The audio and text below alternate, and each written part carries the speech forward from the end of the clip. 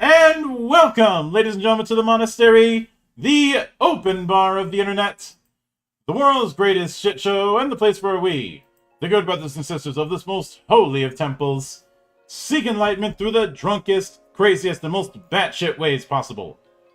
I am your one and only gaming monk, better known as Mildra, and with me I have one returning brother and one newcomer into the temple. They are the two-man tag team of the Definitive Wrestling RPG. Congratulations on you guys getting funded the second time around. In the red corner we have Arno Jorgenson, and in the blue corner we have Nick Allison. How you guys doing tonight? Howdy. Oh, I'm doing fine. Glad to meet and talk. I know last time I was supposed to be here and I no-showed. You know, politics, brother. And it's and let me tell you, as the half that is all about the gaming and the mechanics, it was great to talk about that. But now that I hear we're going to be talking about wrestling, I'm so glad Nick showed up this time. Because I felt bad for the fact that Nick didn't make it, and I wanted to try and make it right. Which is why I had set up a follow-up, and I always try to keep the door open for a return, which is a very promoter kind of thing to do. You know, do a return so that the crowd will come back for the next show. Well, I mean, thank you for allowing us to come back and allowing me to actually talk wrestling. Get his redemption arc. His redemption arc in. Yeah. So, since I didn't get into the origin story with you, Nick, I will do that. Okay. So, walk me through your first introduction to role-playing games and what made it stick. My first introduction to role-playing games when probably we're gonna send our minds back to, I think it was like 2013 or something like that. I was working at a movie theater, and a buddy of mine was like, "Hey, I found this new game. Do you want to play it with me?" And I was like, "Sure, why not?"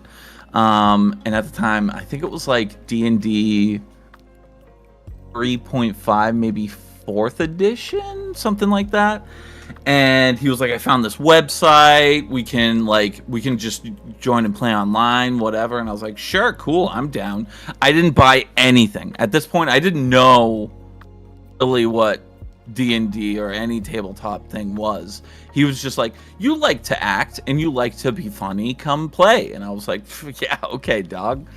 So yeah, so we attempted to play multiple games, and they all just sort of fizzled out and everything, until I found a game called, oh boy, I'm trying to remember, Savage Worlds, I want to say. Savage Worlds.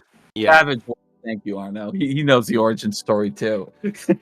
I wasn't even there. I've just heard it.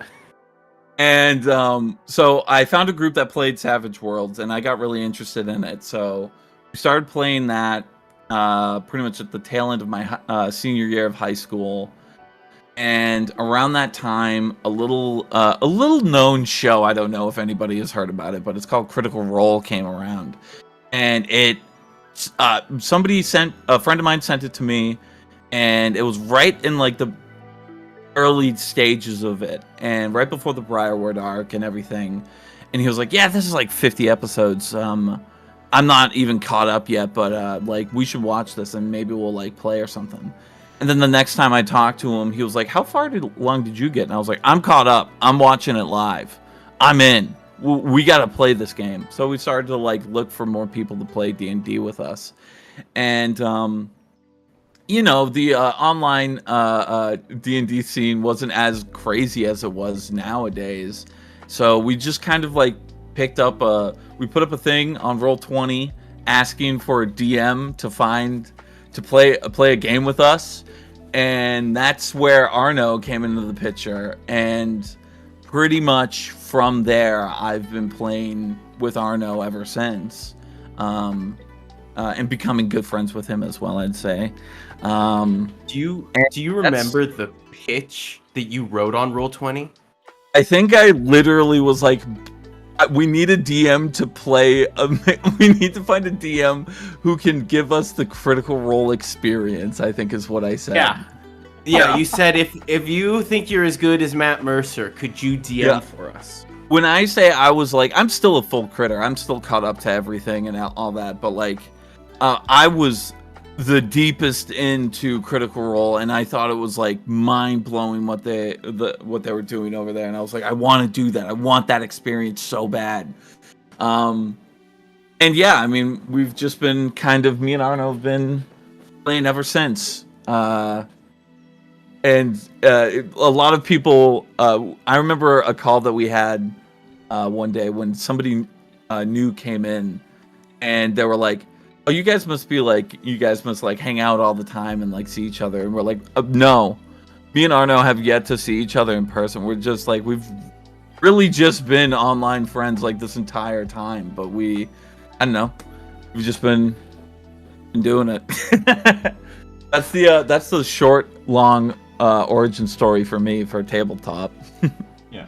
Now, since you provide the wrestling end of things on this for lack of a better term, two-man power trip. See what I did there? Yeah. What was your first introduction to pro wrestling? It was kind of twofold. So my first introduction was one of my childhood friends brought over a Matt Hardy action figure, and I was like, what is that? And he was like, "Oh, it's like some wrestler guy on TV. You should watch it." And I was like, "Oh, okay, cool." And I started watching it, and my first favorite wrestler was Rey Mysterio. And so I was like, this is amazing. This is so cool. And then one of my uncles saw me watching it, and he was like, oh, so you're into wrestling now. Here's some stuff that I used to watch, and then he like put me down to like the like golden era, like all that sort of stuff. So I like to say both of them sort of like molded me into watching pro wrestling and becoming a fan.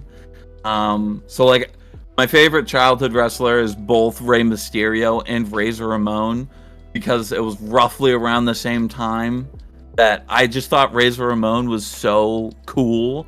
And then I thought Rey Mysterio with his mask was really cool, and the stuff he could do was really cool, you know? And yeah, I've just been, I've been, you know, obviously, with that being said, I've been more of a fan of professional wrestling than I have tabletop games. But I've always, my first character that I played with Arno was literally called The Raucous. And yes, I just wanted to be The Rock in D&D. And I played he was a monk. It didn't really work out. Yeah, because D&D's too well. grappling rules has been shit for. Yeah, and I was trying to do a couple of monks. other things. Yeah, I was trying to do a couple other things that wasn't really working out in the game, because I was like, you know, your first time playing tabletop, I feel like your head is just so like, oh my god, I can do anything. I can do everything. So you make this character who's like a jack of trades, but like master of none. So like I made him like range, but he can't really do range, but I made him grappling, but he doesn't have strength. And it was like so many things that like my my young tabletop player brain, I was like, I just want to do it all. And I've heard that particular kind of story before, and from my perspective, as long as I've been in this, I look at that kind of thing as a failure of the teaching tools.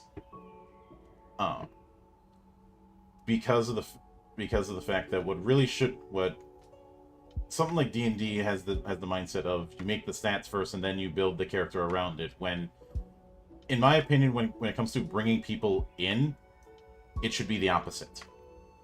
Because they're already going to have the character in mind, whether it be through a fandom, whether it be through just osmosis. They're going to have a concept they want to do. So half of it's done already.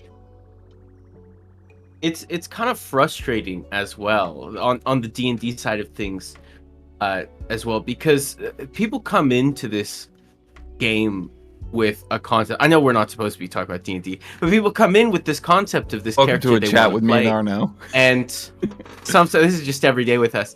And they're like, I want to do this crazy thing. I'm like, okay, well, in the game of Dungeons and Dragons, you can usually do about a third of that. And then we're just going to have to homebrew the rest. And if someone is new to the game and they don't really know what, you know, the difference between main content and homebrew is, sometimes they can just get kind of lost in the weeds, because D&D is supposed to be a very simple RPG, and it is compared to, say, Pathfinder or other things. But if you've never played any TRPG before, you know, you showed up and you just wanted to be Nightcrawler, and the game's like, no, we don't allow teleportation until 3rd level. No, you can't, you know, when you teleport, it has to be based on sight, and all these, like, I think in that kind weird of situation, rules. That's a further consequence of one other thing of trying to treat this one game as if it can do everything, when in reality, Everything. Yeah. And this is also why I have a fondness for the indie scene, for the Japanese side of things, is that the majority absolutely have this mindset of we are building it around doing this one particular thing. Everything else we don't give a shit about. Like,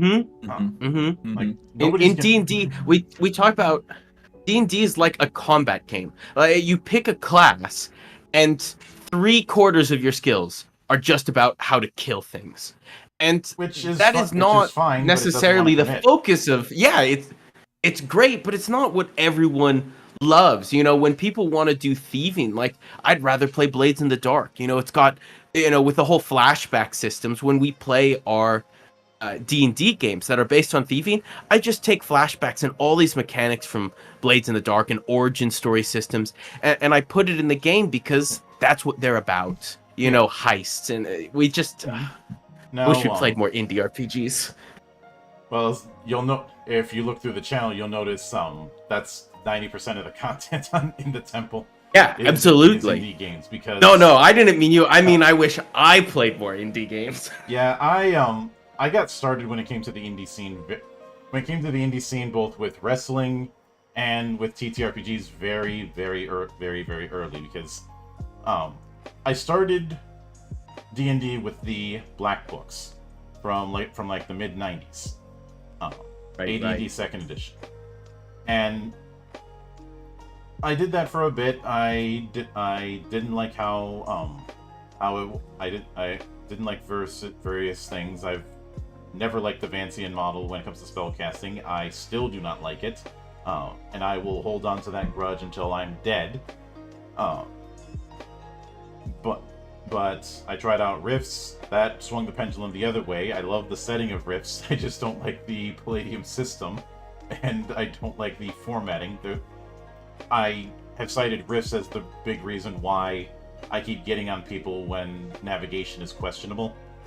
And when it comes to the indie scene that started in the late '90s and then really started with the 2000s with the advent of more accessible internet, I was just a kid in a candy store, and I just didn't stop. As far as wrestling goes, well, oddly enough, even though I was aware of like the WWF at the time, I have credited a big part of my introduction to those FMW shows that were distributed by Tokyo Pop, because that was how I discovered Hayabusa, and Hayabusa is one of my all-time favorites. Homework. I'm looking him up. Yeah. Like he was,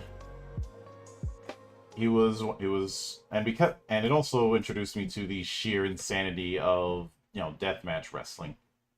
And through that, I discovered like old AWA tapes, and then I would discover other promotions. I was a watcher of Noah during those early years.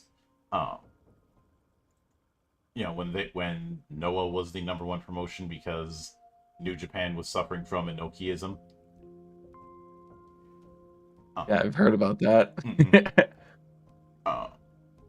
And just I didn't have one promotion as the default. I was aware of the fact that there's multiple promotions all over the world, and obviously as internet started getting better and better, I started getting better chances of seeing that stuff, and seeing it in a way that wasn't fuzzy and grainy and all that.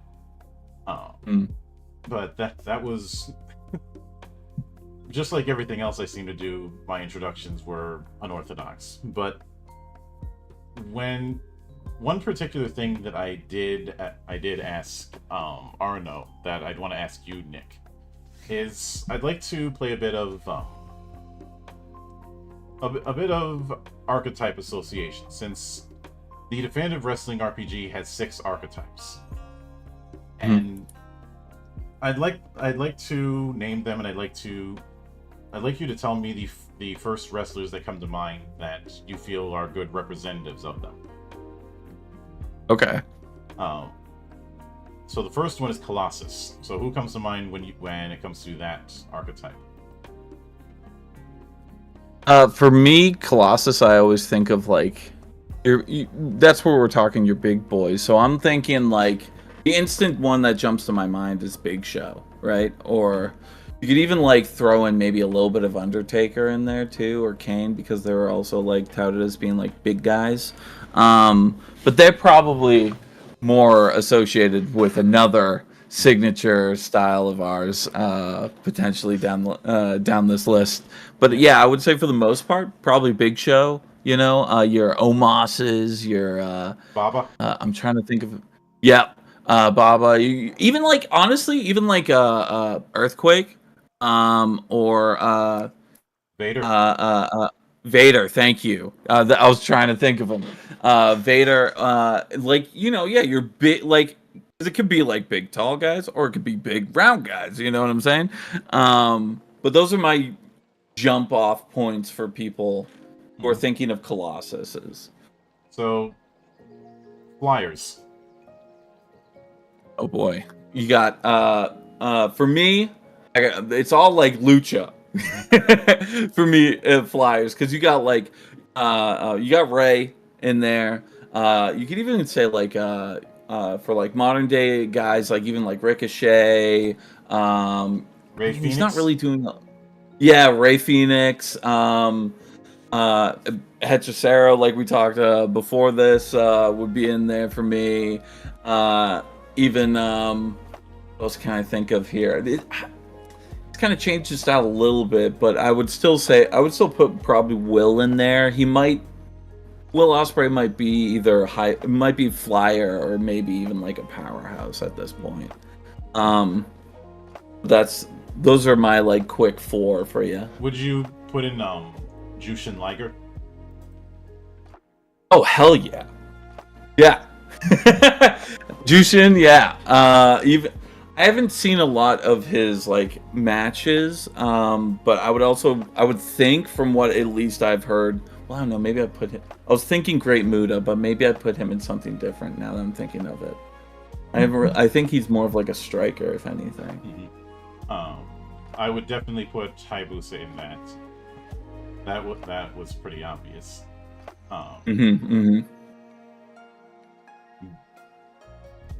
But when it comes to the gangsters, who would you put in that? A good one, and I don't. A good one to me when I think of gangster is The Miz. Is a good like that type of character. So because gangster is all about getting. You could build them with getting a bunch of guys to pretty much go in the ring, all your lackeys in there, and assisting you in the fight. And I feel like any sort of like heel, it's a little more of a heel dynamic. So guys like that, or like you could play it off as well as being like a tag team specialist. So, I mean, with that you could throw in like Carl Anderson, Luke Gallows. You could even do FTR as potentially one of them as well, or both of them, and as a gangster as well. You could. I probably Gangster also.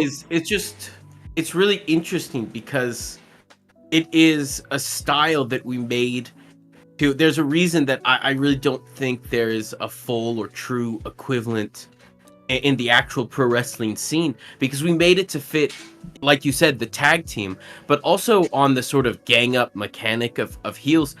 We made it so as a gangster you could be the leader of a gang, or you could very much be kind of like the jobber, right? Who's like the assist. It's such a wide array of character types. Yeah. Which I could see. I could see. And when it comes to the powerhouse, who would you see in that? For me, I always think the powerhouse. I always picture like Batista in that role. Like Batista, all those like pretty much that whole class of guys that came up into WWE around like I want to say maybe the 2000s, but I think it's probably earlier than that. So like Batista, John Cena, Brock Lesnar, you can put in there. Who's another like newer stage guys? You could also throw. I would. Here's the thing, though. I think I would personally put Gunther into technician, but I can see him taking some powerhouse stuff because I mean he's got the chop. He does dole out some power bombs. He doesn't really do a lot of submissions lately, though. Too, unless it's like rest holds, but. Yeah, like Powerhouse Hobbs for AEW guys, I can see. It is a thing where I don't know exactly where I would want to put Kenny, or even Okada, but I probably would say they probably would fit well in Powerhouse in here. I would, for whatever reason, because of the fact that it says any Powerhouse move is bound to be useful in a plethora situation, I immediately think of Diamond Dallas Page, and just all the different That's a variants good of the one. Diamond Cutter. Yeah. Or even guys on the indies like Super Dragon. Men.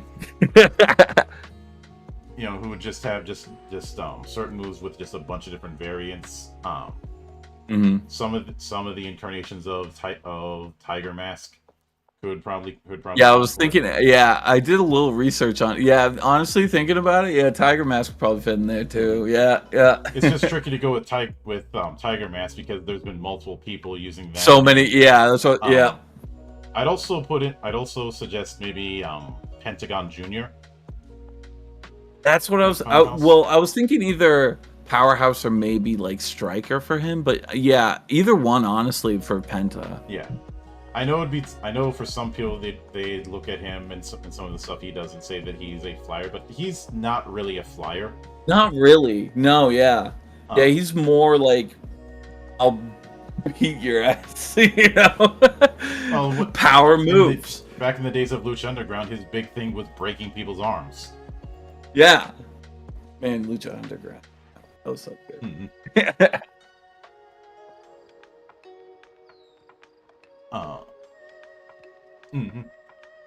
And now when it comes to Striker, I feel like this is where you'd put things like the Young Bucks, perhaps. Yeah, a little bit of Young Bucks. Malachi Black is also going to be in there, in my opinion. Guys like Swerve, who's like currently kind of like my favorite wrestler of the day. I'd put in like he'd probably be a striker with a mixture of like some powerhouse moves and stuff like that. Probably Hangman, aka Captain Hangman, Crash definitely. Yeah. You got hangers in there. I'm trying to think of some more striker boys. Switchblade. I was Shinsuke. You could also probably throw in there as well. And honestly, from Muda, yes, as talked about before. Another one that I didn't really realize this until watching a show with Arno. I think it was like Money in the Bank or something like that. But Damian Priest is also like I would put as a striker. I'm trying to think of more. Yeah. But that's all I'm getting right now. I feel like there's one person that would fit the bill, but his name isn't coming up. If I wanted to cheat and use MMA get people, I would use Mirko Pro Cop with how hard he hit people. And though I will also admit that when it comes to I think Kyle O'Reilly and just anybody who's got a bit of an MMA background would easily be striker. Yeah, you can definitely. I feel you with the Kyle O'Reilly thinking about it. Yeah, you could. Yeah, and any like UFC MMA guy is pretty much. You could Brock probably as much as he's a powerhouse, he probably has some striking moves with him too. Probably could throw in Ronda Rousey there. I vaguely remembered Undertaker having like a weird like semi MMA thing going on too, so he probably's got a couple of things on him too, in terms of strikers. As far as technicians, I know it'd be tempting for somebody to say Bryan Danielson for this, but the one I would pitch is the murder grandpa, Minoru Suzuki. Yes. Yes. Oh my God. Yeah. Him again. Yeah. Danielson is there. You can pick him. I mean, he's got the technician of the year award is named after him. Yep, it's right there. You can even, go to Bret Hart. Again, like I think in my head, like Gunther could be potentially a technician if you built him around that. ZSJ. Zack Sabre Jr. Yep, definitely. Yeah. Definitely. Oh my God, yes. Yes. Yeah. Which I'm glad to see he's doing very well. I just remembered who I would put in as striker. Okay. Gabe Kidd. Oh, yes. I haven't seen a lot of his work, but until recently. I might be a little bit biased because we're just coming off of Wrestle Kingdom. Yeah, Kenny. Yep, Kenny and yeah. Yep. We could use recency bias in here. Yeah. But Zack Sabre Jr. has had that reputation as just this top tier technical guy for years, so it's not that much of a stretch. Yep. There was also, I'm trying to remember his name. There was a guy who came up a little bit in WWE like 3 or 4 years ago, had like a mustache. Jack Gallagher, I think was his name. Yep. And now he's like in MMA, I think, or something like that now, or whatever. I would put him as a technician as well, honestly, because yeah, he did a couple of fly moves, but he was mostly about, putting you in a pretzel, And the Wild, I think a lot of people would put your Undertaker, your Kane, your Bray Wyatt, those kind of spooky characters. Honestly, you could put some of the incarnations of Great Muta in this. Yeah. Yeah, you can. Yeah, it is the class, it is the class built around you want to be a spooky guy. It's from day one of making this, I was like, I want pro wrestling has deep love for the spooky people. So I was like, because I love it. I'm a big horror fan. Like outside of like TTRPGs and all that sort of stuff, I love horror. Bray Wyatt was a huge influence for me. Like, and I guess, or still is one of my favorite like storytellers. If somebody wanted to go a little bit on the nose, I would suggest The Righteous. Yes. Even though not used to maybe their most spookiness, you could also do House of Black, like all of them in there. So they got they'll probably pick up a couple of wild moves. I don't think they're like if there's specifically wild. If there's anybody in House of Black that really embodies that, it's Julia Hart. Yeah. Ooh. Honestly, yes. Yeah, because I will say this about Wild as well. It's the reason we called it Wild. Remember in the early phases, Nick, we were going to call it Weird, right? Because we're like, oh, it's all the weird guys or whatever. But we ended up settling with Wild because there is another half of it on all of the rage and like the biting and all the hardcore moves that we put in Wild as well. That's true. So you're throwing in like Wild could also be your deathmatch guys. You know what I mean? Yeah, absolutely. His name is escaping me, but it's something Gage, Nick Gage. I would put in here maybe. If you're bringing Nick Gage into it, shouldn't we also bring the Briscoes? Yeah, the Briscoes definitely. Yeah, Briscoes. We could throw in. I mean, I don't know. I don't know if I put Mox as Wild. Maybe that is kind of perfect for him right now. I would say Mox circa I'm just a sick guy. Yes. Mox, yeah. Death Nowadays Rider, he's Mox, kind of not really, and I Yeah, have some I don't strong even know. opinion about the Death Riders Oh, baby. stable. Oh, we could talk about it. Um, You're in a safe place although here. I'm of course I'm in a safe place. It's my damn temple. Um, I will admit that I think another one who would kind of lean into the wild, but not in not in a in the typical villain kind of setup is Danhausen. Ooh, yes. I thought you were gonna go with Mick Foley, but yes, both I those was, but guys that's could a probably little be too wild. easy. I Yeah, know, yeah. I know everybody talks about the Attitude Era with one hand, if you catch my drift. Yep, But yep. I wanted to showcase variety when it comes to that, especially since nowadays you're having a situation where you've got whole generations who don't have one promotion as the default. And Yeah, it's gonna be pretty crazy in like, I want to say maybe like 5-10 years when like guys come into AEW and are like, no, it's my dream to be here. You know what I mean? For like so long, it's only been like wrestlers' potential dreams to be in WWE, to have like, you know, their match on WrestleMania or something like that. But I think this big boom that we've had, we're gonna see people who are like, no, I've always wanted to be in AEW. No, I've always wanted to be in New Japan. You know, pick your promotion. You know what I mean? We're a plenty of them now. yeah. If I were to use one of the old creator wrestlers that I had made back in the day, I'd probably end up picking Striker personally.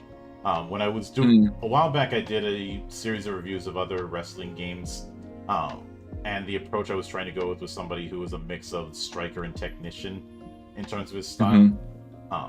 Since I before things ended up going south, I really enjoyed tag teams like Red Dragon.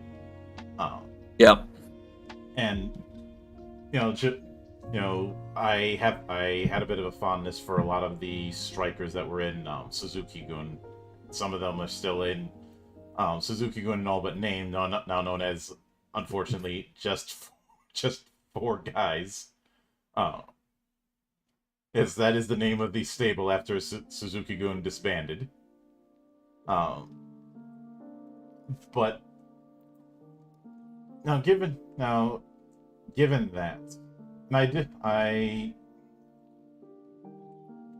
one of the things that I find kind of interesting compared to some of the other wrestling TTRPGs I've seen is building the promotion is just as important of the process as building the wrestlers.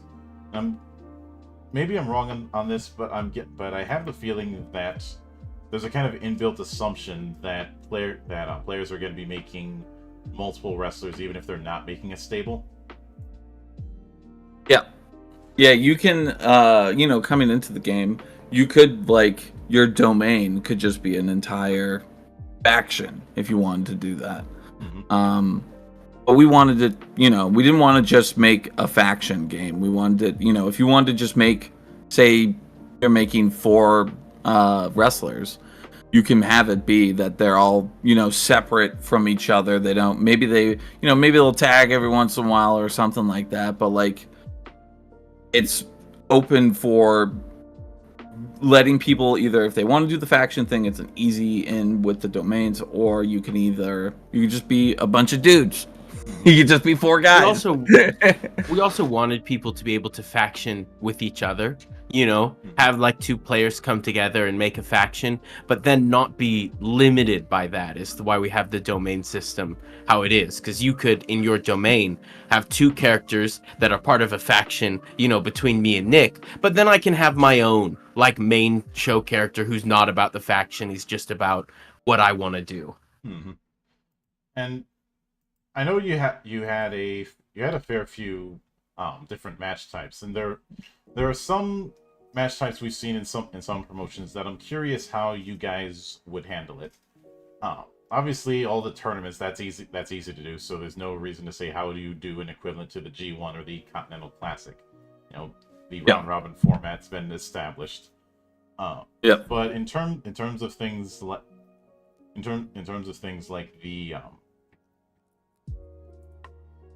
like that Ultimate Survivor thing that NXT has been doing these days, or King of the Mountain, how do you handle something like that?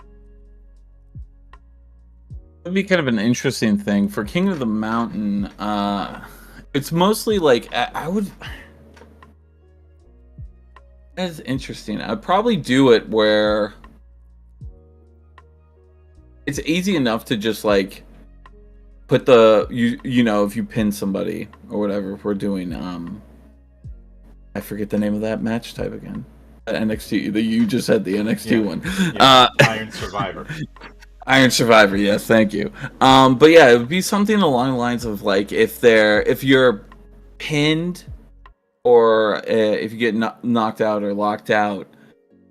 I guess as the HOC, making sure like how the spotlights go into play, I'd probably put it so that the one who just got pinned doesn't get a spotlight for, let's say, maybe 3 or 4 spotlights, and then they come back into, you know, the box or whatever. They come out of the box into whatever, you know. And the other one I wanted to ask on how you'd handle it is War Games.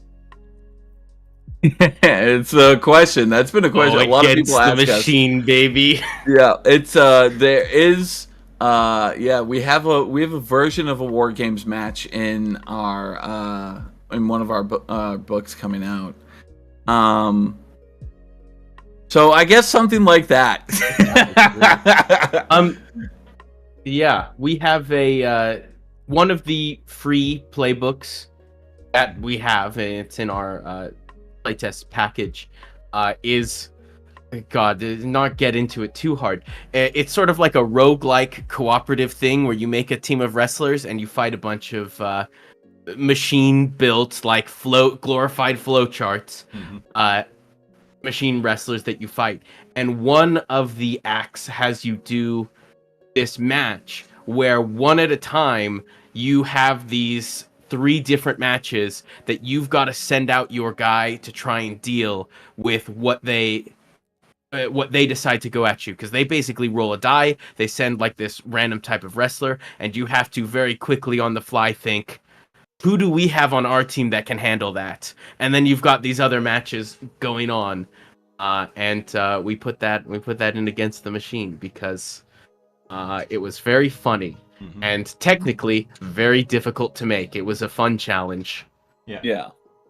I would say, yeah, pretty much copy and paste that, but taking out the roguelike elements. You're just potentially rolling a die to see who comes out next or whatever. Yeah, I guess 2 players masterminding it. Yeah. Yeah, I would be tempted to ask how you do things like Championship Scramble, but let's be honest, nobody's doing Championship Scramble. Nobody, yeah. Probably a lot of like backstage brawls. Yeah. We have a lot of so one of the other free playbook we released is World War Wrestling, and I only bring it up because, as Nick can tell you, there are a lot of weird match types that were thrown in there where I went, what's going on, Nick? Give me a weird match type and we'll make it like this signature match type.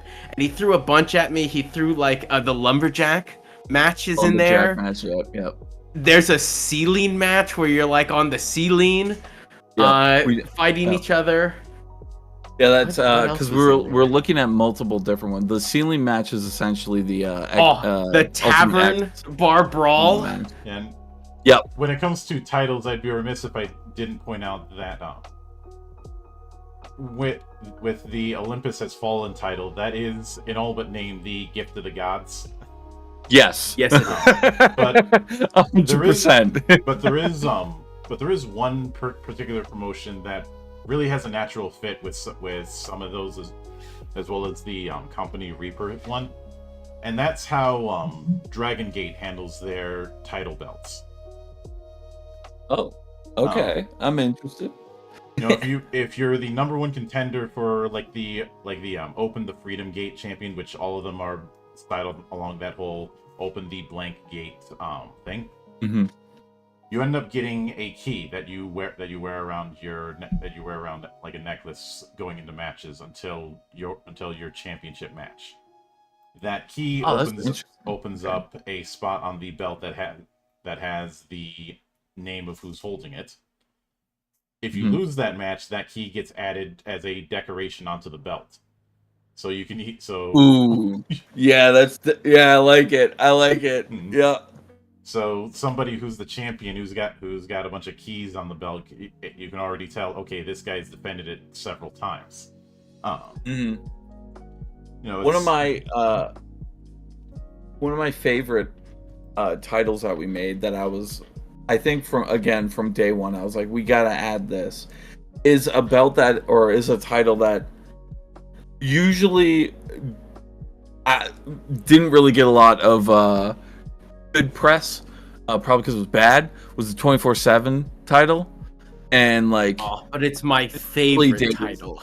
Yeah, in the early days, it was cool as the hardcore championship. But I love the idea that in the game, this makes you're constantly head on a swivel because anybody and everyone is gonna try and get that title. It makes my favorite thing about the game mechanic.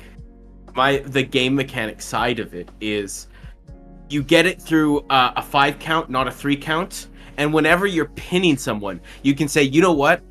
If this title's unclaimed, I'm gonna try and claim it now, but it means you have to hold them for 2 more counts, and so it's just such a vainglory, pride, you know what? I'm gonna go for the extra, and then every week you defend it, you get bonuses as well. So now everyone's gunning for you. They're like, you know what? I'm gonna try and pin him. I'm not even a pin guy, but now I want the bonuses.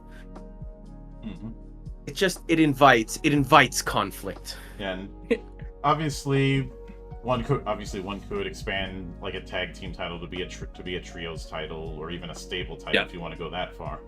But do you know why trios titles became such a thing in Mexico? No. Educate me, please. Because the roster was so damn big. Well, that makes sense. Yeah. Okay. Yeah. So you're saying you're advocating that there should be more trios titles nowadays too, right? Because I think there should be. Yeah, I'd be perfectly fine with that. There is one other limited kind of title that I do enjoy, and that's the briefcase gimmick with the G1 winner. Where you have to, that particular guaranteed shot at the Tokyo Dome, you have to keep defending it. If you lose a match between when you win the G1 and Wrestle Kingdom, you lose the right to that match. Apparently that was an Okada idea, inspired by Money in the Bank, but also inspired by the problem that he had with Money in the Bank, which was the winner of Money in the Bank would so often go on this losing streak. Streaks, yeah. Then cash in and is supposed to be believed as this champion. Yeah. Yep. The constant issue with Money in the Bank winners, Mm-hmm. But the way they do it, that sounds pretty cool. I'm actually for that. But now shifting into some of the sillier stuff, because I did mention I wanted to get into this. So years ago, I did an episode of Geek Watch that I called 40 Years of -5 stars, where we looked at the worst match of the year winner in the Wrestling Observer and whether or not it is that bad, or if it's just as bad as it was. I had given it different tiers. Like the bottom tier, I think it was the Kevin Sullivan tier. The one above that I think was the Dusty Rhodes tier, and above that was the Vince Russo tier. Okay. I've got no hate for any of them. in the case of Russo, I just think he should be nowhere near a booking committee. Yep.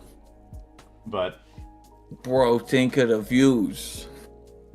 Yeah, if I did a drinking game out of the number of times he says bro, I'd be dead 3 times over. But so what I'm gonna do is go from 84 to 2023. Go and list the match that won the award, and you can tell me if it is that bad or if you think there were worse contenders around that time. Okay. So the first one in 1984 was Richter versus Moolah at the Brawl to End It All. Oh my god. Yeah, it's 84? Yeah. God. Yeah, that's probably it's probably pretty bad. To be fair, how much wrestling were you watching back in '84, Nick? That's what I'm also thinking about, because like whenever I look at like the older wrestling in like my modern brain, I'm like, wow, they're not doing there's not a lot of moves going on here, you know, not a lot of flips. But even still, that's a pretty not good match.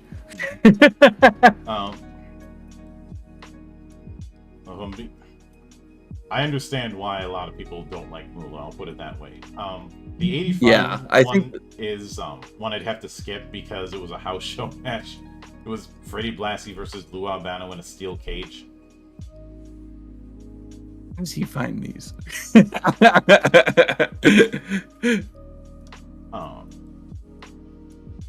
Because of the fact that it was at a house show, there's no way to say one way or another. And I know a lot of people submitted reports to the Observer about what matches they called -5 stars, where you had like Bushwhacker Luke involved in like a 5-minute match where they just do nothing but stall, and then then you do the finish, and that was considered -5 stars to some of the people submitting.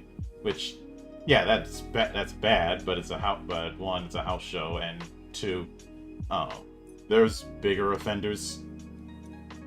Like something that is worst of the year should be a perfect bad rating where you have to struggle to find good things to say about it. Yeah, I think that's if it's just boring, you know what I mean? Your wrestling is supposed to be fun and enjoying experience, regardless of whether entertaining. Or not, It's in the entertainment section. But if I'm just like straight up bored with what is going on in front of me, that's a bad match. I don't know what to tell you, bro. You know? So then we have 86, Mr. T versus Roddy Piper in a boxing match, WrestleMania 2. Oh man, is that? I mean, I give it a pass because it's a celebrity match, and it's not even a match. It's not even it's a boxing match. It don't count. 87 was Hogan versus Andre, WrestleMania 3. I know a lot of people look at this and say that's blasphemy to put that on there, but has anyone who says that actually seen that match? Yeah, like Andre moves like at a snail's pace, and it hurts me to watch. You know what I mean? The thing is, that one was actually covered in the McMahon documentary, so I actually did see a lot of clips of that match, and it was certainly a thing. Yeah, the longest bear hug of my life. Yeah. Just as much as people bring up the whole Hogan slamming Andre moment, and of course Hogan's gonna bring up that moment every single chance he gets. That's probably the one truthful thing he'll bring up. But apparently he did it before that match. Yeah. Which I'm like, okay, all right. Hogan's being Hogan. Mm-hmm. But like, as I can understand just as a match. It's ultimately more of a moment than a match. But yeah, it is unfortunate with that promoter. You're getting more moments sprinkled into like okay to bad wrestling, you know. Then we have 88, which was Hiroshi Wajima versus Tom McGee at Champion Carnival in All Japan Pro Wrestling. I divert to you. Yeah. Hiroshi Wajima. He had a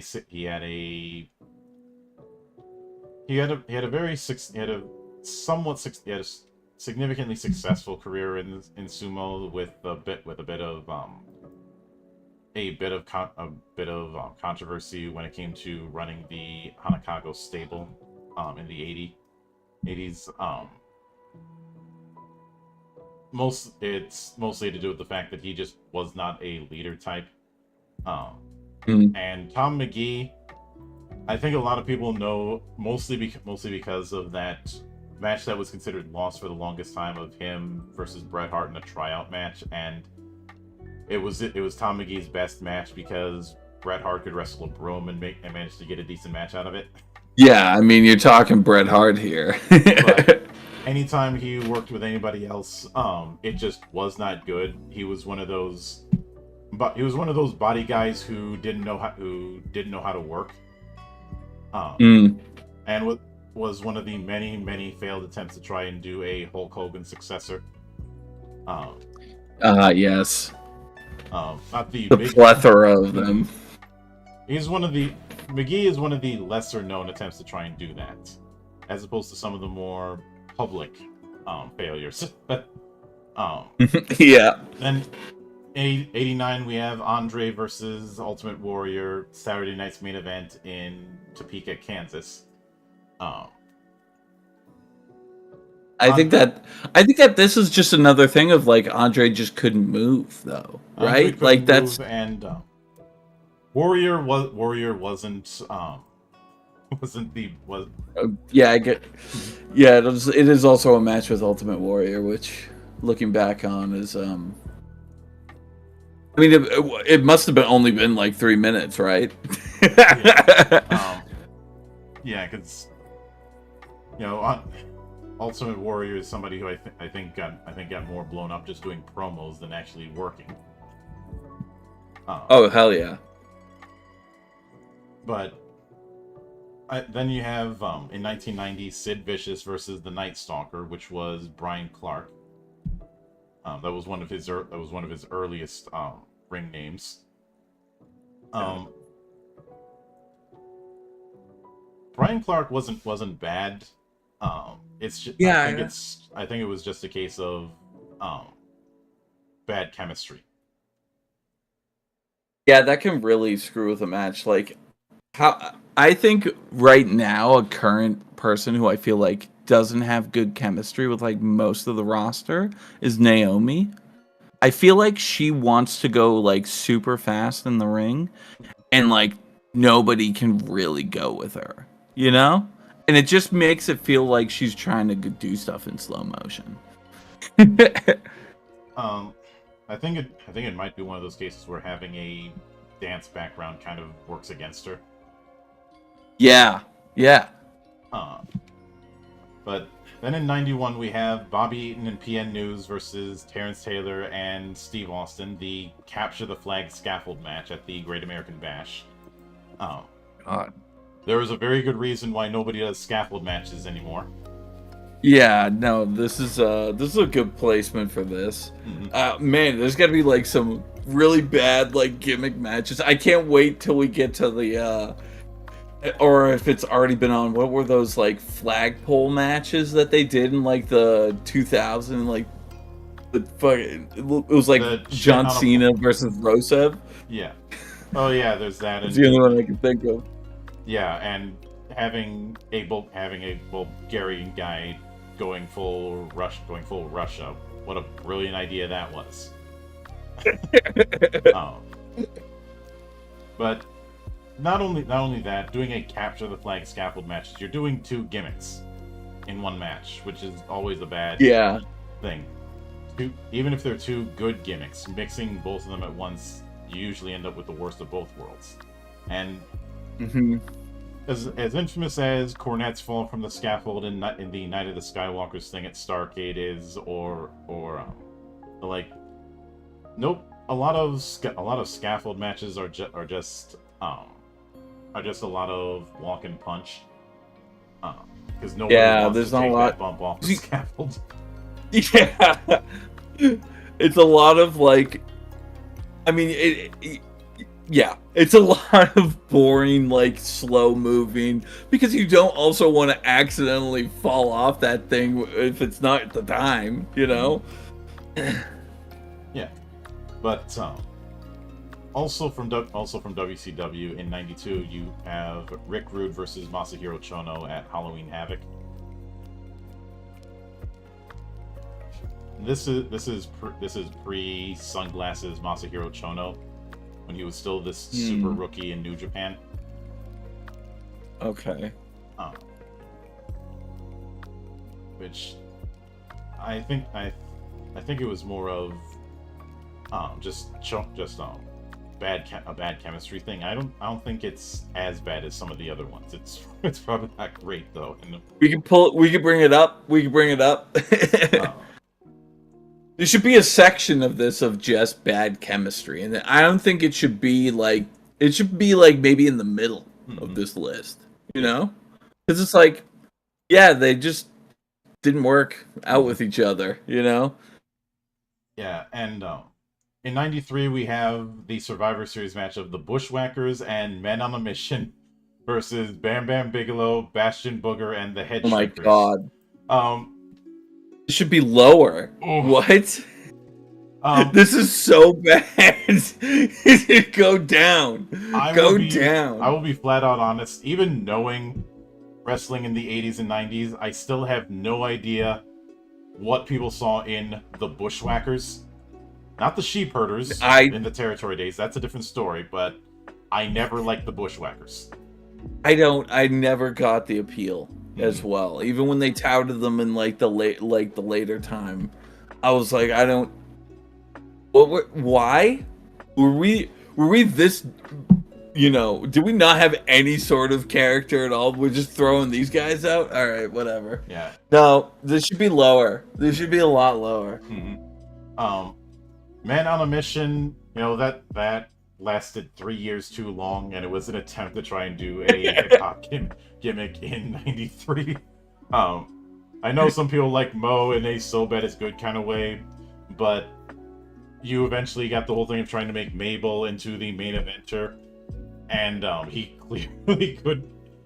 He was such a main eventer that the crowd was chanting ECW at him, or throwing trash when he run King of the Ring. And there's that infamous thing with him and Kevin Nash where he kept doing that sit on your lower back thing as a finish, even though he kept hurting people doing it.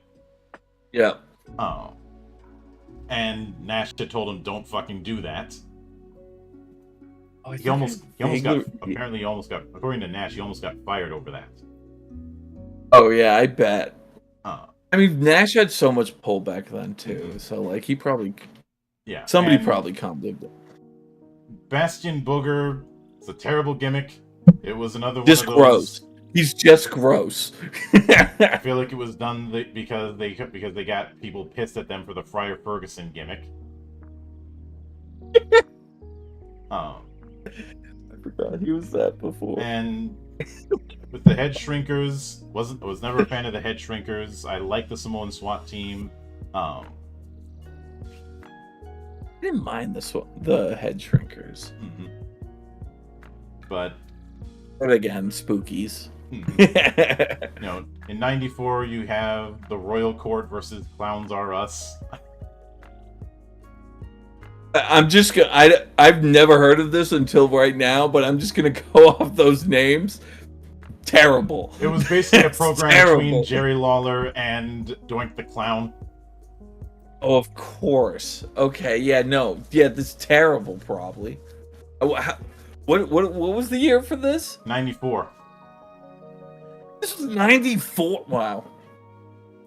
You know, just really. Yeah, no. That's I know a lot of people will point to certain wrestlers as just standouts of the new generation, but there even though there were a few standouts, there was a whole lot of just absolute shit.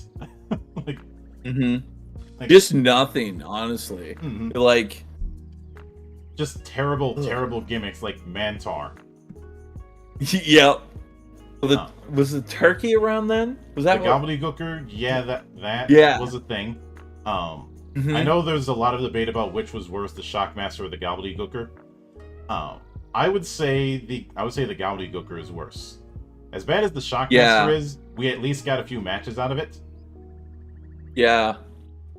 The gobbledygooker, and it was just I think it was just good. Yeah, and I think with Shockmaster, I think it was just like a fail on like first impression. You know what I mean? Well, I guess also the gobbledygooker was a fail on first impression too. It's a waste of Hector Guerrero, I'll say that much. Yeah, I think I would rather, if I had to choose like which one of these I'd rather do, I would do Shockmaster, because at least after I could do some semblance of revamping myself after the fact. Whereas gobbledygooker, I feel like you always got that stain, you know? Now, 95 is a weird one. This is from New Japan. This was the Battle 7 event at Tokyo of Sting versus Tony Palmore. When we did this originally, I had to go through a bunch of digging, like, who the fuck is Tony Palmore? And if I know one of those guys. I don't know the other one. Yeah. Tony Palmore was apparently a MMA fighter around the time, because, you know, Inokiism. Oh, okay. Yep. Why I feel not shocked.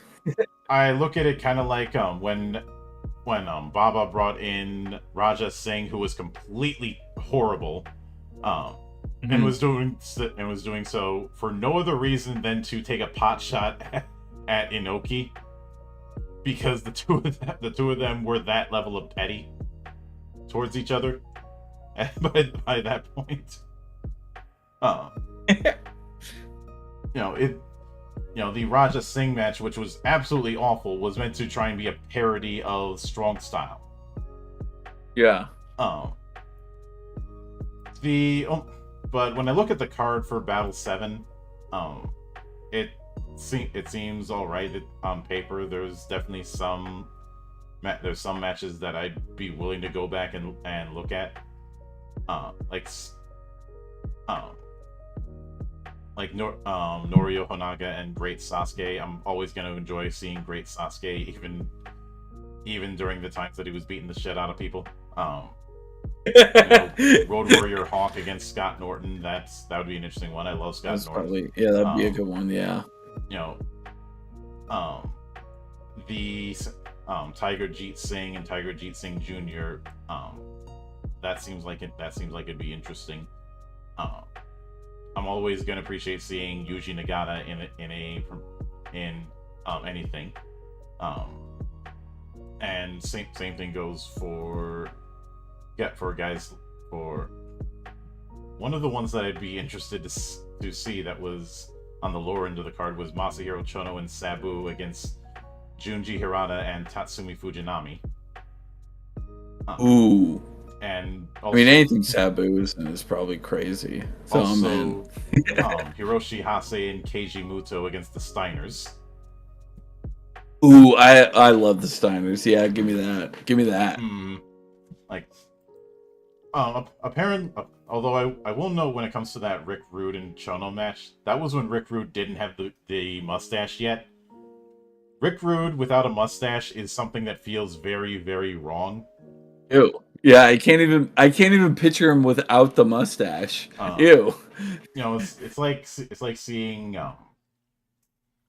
it's like seeing Claudio Castagnoli with hair.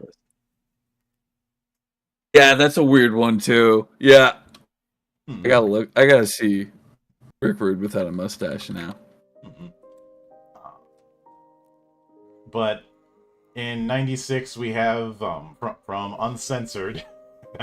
I know you're not going to dispute this one. Oh God. Yeah. Hulk Hogan and Randy Savage versus Ric Flair, Arn Anderson, Meng the Barbarian, Lex Luger, Kevin Sullivan, Z Gangsta, and the Ultimate Solution, the Tower of Doom match. Yeah, we can put that in the bin. That should be so lower than where it's at. Especially since the whole time nobody had any idea how the fuck you win it. Yeah. Oh. Oh my god. That should be so much lower than where it's at. Mm-hmm. That's ugh. Yeah. No. In '97 at Super Bowl, the winner was Hollywood Hogan versus Roddy Piper. I could see it. It wasn't very good. Both of them got really, really gassed. And it was another in that list of Hogan trying to get his wins back kind of things. Yeah, I mean, like, it's hard to not put a lot of Hogan down here. And ended up getting it again in '98 because that was Hogan versus Warrior. Of course, yeah. Yep, of course. Yeah. At the time, it was probably the worst match. I think after a million bad Divas matches in the Dup Cup that I've seen over the years, it's balanced out to be just a 0. Yeah. You know, in It's still '99, the worst one was the Kennel from Hell match. Oh god. Yeah. You know, Big Boss Man and Al Snow. Yeah, that's another. Yeah, no, that was bad. Mm-hmm. In 2000, the winner was the Hardcore Evening Gown match. You know, with Briscoe and Patterson. Yeah. Oh my god. Yeah, no, that's bad. Mm-hmm. Yeah, keep it there though. You know, keep it at that spot. You know, 2001 was the Brothers of Destruction versus Chronic. Oh my god. Yeah, I mean, it was probably bad. Yeah. But I can't remember it, so that's gotta be bad. Most people remember it just from how frustrated Taker was and him shouting "feed" so loud that the camera caught it. It was Brian Adams and Brian Clark. They weren't. Neither of them were bad. It's just everybody had an off night. Sometimes those things happen. Yeah. In 2002, it was that match with Bradshaw and Stratus versus Chris Nowinski and Jackie Gata. I don't remember that one. That was July 8th on Raw in Philly. Okay, if it's just a random Raw match, I'll believe it. Mm-hmm. It couldn't have been good. Pretty much. 2003 was Triple H and Steiner at the Royal Rumble. Yeah, that was just like, for me, that was just like depressing. You know, it was the nadir of the Reign of Terror era. Yep. You know. Yeah, I was like, I love Scott Steiner at that point. Big pump, baby. If I'm being honest, when I look back at him, I'm thinking, why is Scott Steiner face? Yeah, it's hard to not think of Scott Steiner as like a bad guy at this point, you know. Mm-hmm. Especially since Steiner's greatest moments will always be as a heel. Mm-hmm. As a heel and then math. Mm-hmm. Kind of math, maybe. Yeah. 2004 was Tomko versus Stevie Richards at Unforgiven. I'll believe it. I never got the hype of Tomko. Yeah, people were really trying to push Tomko as this next big guy. And, yeah, I never got it. I was like, he's just okay at best. And Stevie Richards is all right. I think these days he acts like a bit too much of a know-it-all. because I've attempted to watch some of the Stevie Richards show, and whenever it comes to this whole you have to work this very specific way, and if you don't, you're gonna get hurt, and I'm gonna do an I told you so. I always find that to be a bit condescending. Oh, definitely. Like I wouldn't be able to stand with that. Are you kidding me? I don't have anything against Richards. I've never met him, obviously, but just the tone of how that show goes, it didn't click with me. No, yeah. You know. Yeah, I mean, a guy who's just like, I can't wait to tell you I told you so is kind of like that's kind of a dick move.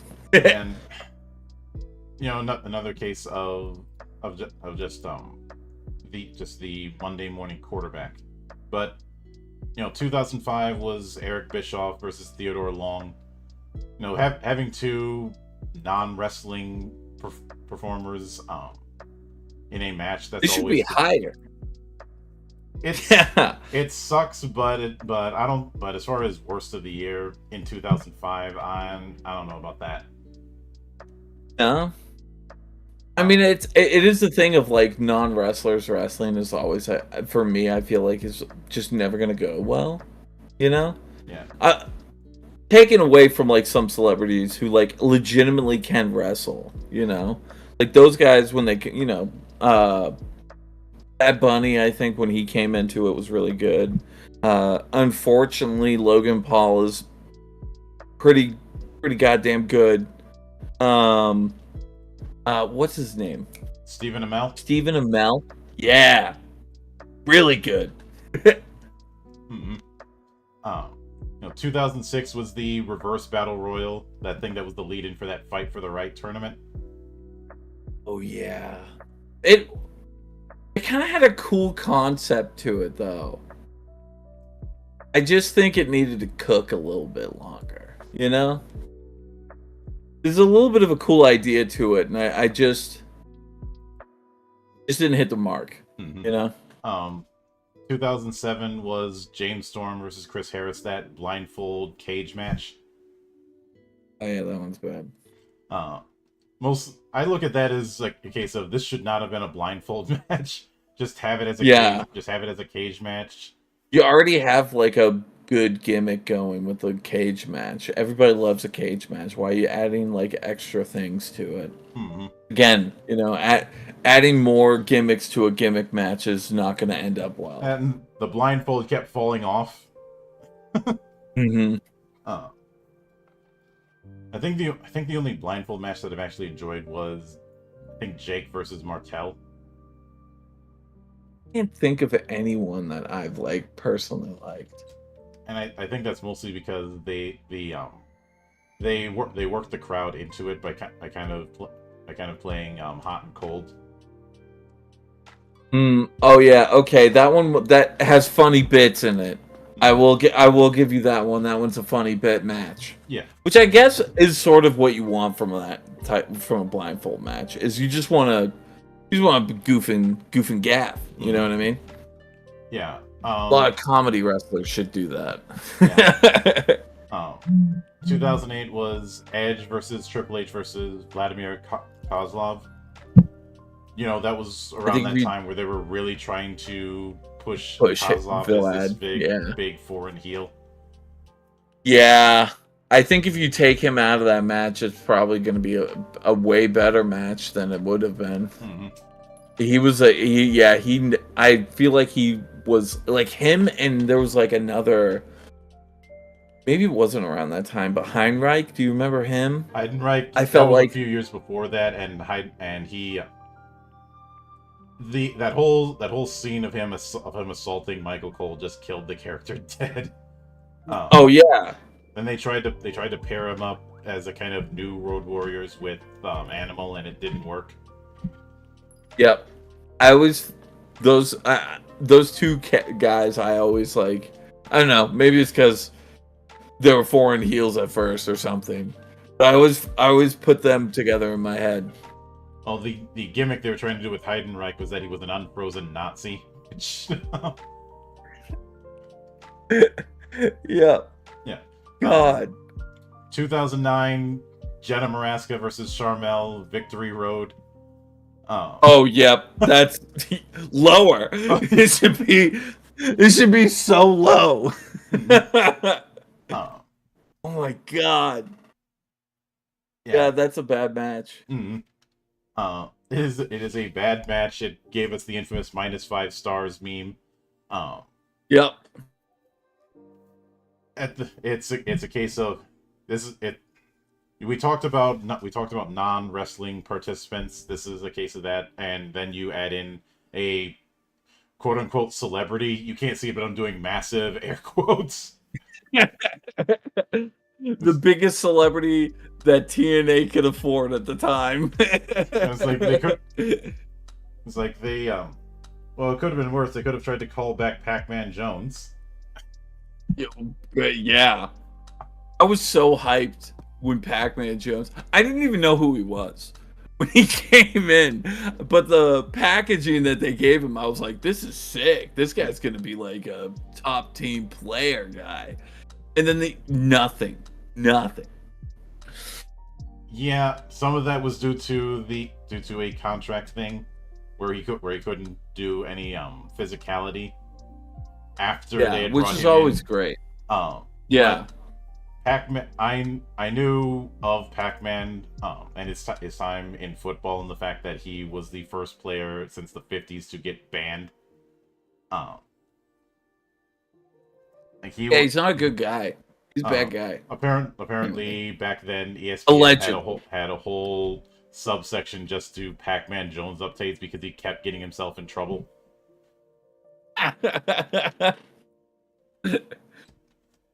Yeah. But 2010 was Caitlyn versus Maxine, NXT. This was during the reality show days of NXT. Okay. Yeah, it was. I can't even remember that one, but it was probably not good. Yeah. It was probably really bad. This was very early with Caitlyn, and the fact that they were still doing the diva style matches, which nobody likes those. No. Missed opportunity on Caitlyn there, I feel like. She got better near the end, but it was too little too late. Yeah. And Maxine would get a hell of a lot better, but not as a wrestler, but as Katarina. Oh. It's a little bit of lore I never knew about. Yeah. 2011, the winner was Sting versus Jeff Hardy. Once again, Victory Road. Yep. Okay. I was waiting for this one. The infamous 90-second match. Yep. Which... Or no, for context, a guy came to the ring high as a kite. Yeah. Came to the ring. He was good start. Yeah, just high as a kite. Was supposed to have an actual match. I think the ref was it the ref that called No, what happened was, here, or was right before the match, Bischoff comes in, is cutting a promo, then he goes up to Sting and says, "Go home early." Pin him. Yep. Mm-hmm. Right as Sting's walking out, somebody in the crowd yells, "That was bullshit," and Sting turns around and he's like, "Yeah, I agree." Yep. Yeah, it was really bad. Oof. Yeah. 2012. This was like it was like the height of TNA too, because this was like the time where I feel like a few years before I found TNA, and it was like my first we could call TNA indie at that point, right? I suppose I consider this kind of a nadir because Hogan was bringing in a bunch of people trying to make it WCW 2.0. Big, yeah, and then they did the what was it, 3 or 4 weeks of being on Monday or something like that to go up against Raw. Yeah, and that was a terrible move. But 2012 was Cena versus Laurinaitis, no DQ at Over the Limit. Yeah, again, this is 100%. I figured this would be in here. Mm-hmm. we were still in that whole LOL Cena wins kind of thing, and Laurinaitis may have made a name for himself in Japan, but he was long since past that, and Oh yeah. the whole people That's power his brand. thing was go away heat. Yep. Uh, Yeah. This Arno, just as again to cut you in. Yeah, we hated John Cena back then. Now we love him. Right? Everybody loves separation John is Cena. kind I was also alive at that time. Yes, I didn't even watch wrestling and was tired of John Cena. yeah. 2013 was a Diva Survivors match of the Bellas, Natalia, Naomi, Cameron, Eva Marie, and JoJo versus AJ Lee, Tamina, Caitlyn, Alicia Fox, Oksana, Rosa Mendez, and Summer Rae. Man, all of these names, these are quality names that we're bringing fact up. that This most is bringing me back. I think it's telling that all but a handful of names on that list are not wrestling anymore. Speaks volumes. Yep. I think it's like, is it like 3/4 of those people are not even doing anything, right? Pretty. Only Naomi, right? I can't think of anyone else, unless they're off into some other scene. Yeah. Apparently, Alicia Fox is still working the indies under the name Vix Crow, I think. Really? Well, that's interesting. Okay. I mean, I always liked Alicia. I liked her like crazy girl gimmick that she had. That was fun. I just didn't like her scissor kick. Yeah, it wasn't. Yeah, Um, not as good. 2014 was Cena versus Wyatt in that steel cage match. I hated John Cena. I hated John Cena for this match. Yeah, you and everybody else. Yep. But 2015, this was one of the cases where AAA shows up. It was Los Psycho Circus, so Monster Clown, Murder Clown, and Psycho Clown versus the Villanos, Villano 3, 4, and 5. I think one of them had recovered from a stroke a little while before this. Thank God. The match was horrible. A lot of the people, I think the only person Wrestling who condition. could really work in Psycho Circus around that time was Psycho Clown. And the audio was really, really bad. This was AAA's first attempt to try and do international broadcasting. It didn't quite work as intended. Yeah, it's probably didn't work out. First try, This was also the same Triple Mania where the main event was Ray versus Mystico under the name Mystices.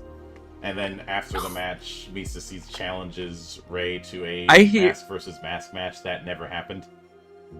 I hear that Triple Mania or AAA Mania or whatever it's called is just a pay-per-view of just the wildest stuff that happens. Is that true? Because Mania is supposed to be their big yearly show.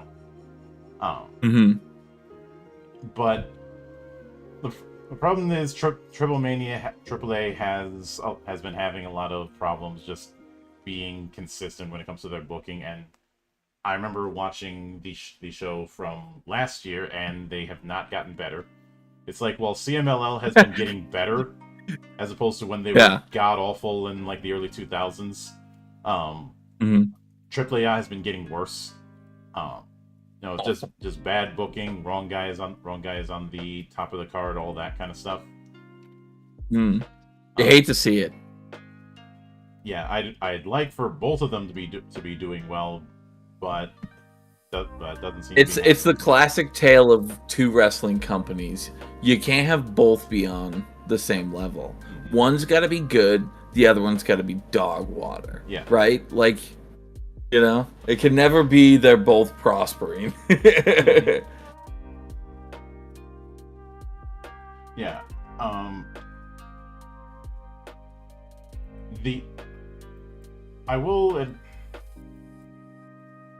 I will admit that for 2016 they picked Shelly Martinez versus Rebel. I would have gone with that one really bad CMLL show that had a bunch of old guys like Raiho de Jalisco Jr. who was terrible in the early 2000s. Connect, Villano for it was a 2 out of 3 falls match that didn't even end in a normal thing because the new incarnation of the Dinamita stable interrupted the thing. But I think one of the most telling things is that one of the people in the match was Máscara Año 2000, Mask of the Year 2000. This match took place in 2016, and he has no mask. Incredible booking. Incredible. Yeah, but, Rebel is fine. And Shelly Martinez was horrible when in her early years. She was horrible as Ariel, and she didn't get better by 2016 during that one night only show. 2017 was Bray Wyatt versus Randy Orton. Whoa, okay, wait, listen, hold up. Okay, no, wait, that's... The one at WrestleMania in Orlando. Yeah, was this the one with the bugs? Yes. In the ring? Yes, this was that one. And the thing that was supposed to look like a snake, but it looked like a green sperm cell. Yeah. Listen, I can only stand Bray Wyatt up until that point. That was... And again, didn't Randy win? Yeah. Yeah, of course. Yep. Terrible match. Mm-hmm. It's around this time that Bray starts getting that nickname of the Eater of Pins. Yeah. Because, he talks a big game, but they don't let him actually win a big one.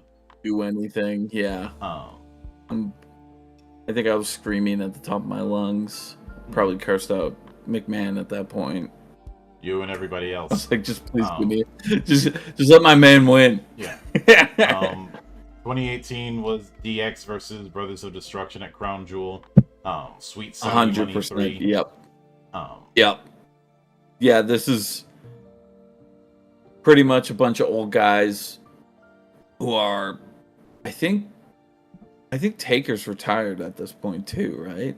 Or is he bouncing in and out? He's pretty much retired. He spends more time with the 6 Feet Under podcast, which I do enjoy. Yeah. Especially since through that we finally got an answer to why Taker hates pickles. Not pickles, cucumbers. Oh, we did? Yeah. What's the reasoning? When he was very, very young, maybe like kindergarten or first grade, he comes home one day and he sees his mom. She had this bowl of cucumbers that were soaking in vinegar. He ended up having a bunch of them, and oh god, he lost his lunch so hard that it traumatized him for years. Like to the point that makes where sense. If he saw cucumbers in his food, he'd start getting nauseous. And of course, Paul Bearer knew about it. Yep. Did an infamous thing where he hid a cucumber slice at the bottom of his iced tea while they were eating at some restaurant.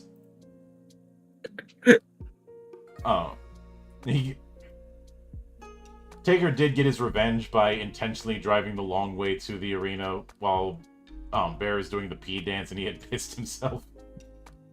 After waiting about a month and then telling Bear, Paul, I don't like cucumbers. And the thing is, when he had the reason Bear was able to do it was because Taker had to go to a payphone because he had gotten the page. When he comes back, he sees Bryan Adams and Paul Bear are just sitting there like angels. And he's like, "One of you did something." Brian's like, "I would never." And he's checking the fries, he's checking the burger and all of that. Bear's like, "What are you doing?" He's like, "Shut up, just eat your food." He eats a bit, then he takes a bit of his iced tea, and he sees the cucumber at the bottom.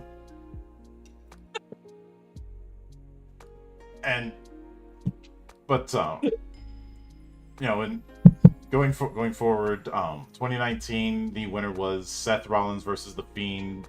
That infamous red-ass Hell in a Cell match that ended in a DQ because of a comically oversized mallet is somehow not allowable. I will, Match. Here's the thing. Nowadays, I think looking back on that match, I think I get what they were trying to do, but because like The Fiend is a slasher villain, and like the thing about slasher villains, you put him down, and he's only going to be down for like a few minutes or whatever, but it makes sense in a slasher movie. It's kind of when I listened to the Bray Wyatt documentary. I think it was Triple H that was like, the unfortunate thing with Bray was that like he had a lot of like really interesting ideas, but you can only sort of take it so far, and then the bell rings.